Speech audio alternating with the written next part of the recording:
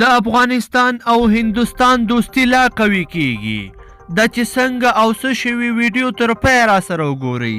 سلام، وخت مو په خیر. هند چابهار بندر ته بودیجه 2 برابره زیاته کړه. هند د چابهار بندر لپاره ځانګړې کړې بودیجه 2 چنده نوره هم زیاته کړه. د هندي رسنیو د راپورونو له مخې هندوستان د ایران چابهار بندر لپاره خپله ځانګړې کړې بودیجه د تیر کال په پرتله 2 چنده ډیره کړې ده.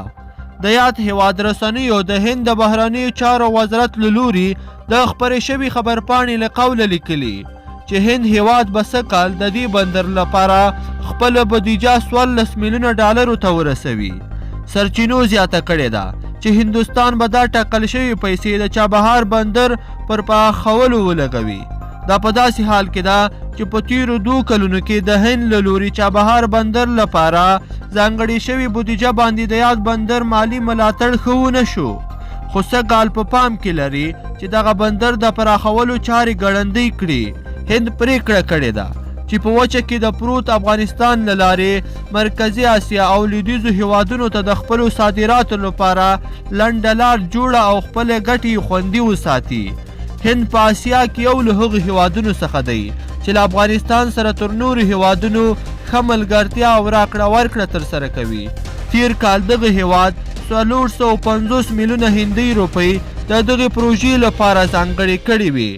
هند وروسته له هغې دا پریکړه کړې چې تازه یې له چین او پاکستان سره په سوداګریزه برخه کې اختلافات زیات شوي دي.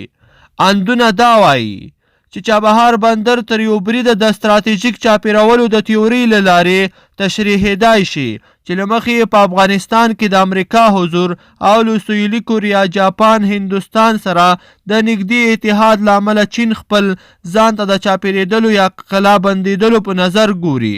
ویل کېږي بل خواته هندوستان د چین لخوا په سریلانکا، برما او بنګلادیش کې جوړو شوو بندرونو ته د خپل ګیرېدلو په سترګه هم ګوري. ګرانو مینوالو، په دې هیله چې مطلب به مو خوښ شوی وي. که مو خوښ شوی نو در سره لایک کړئ او نور ملګرو سره هم شریک کړئ.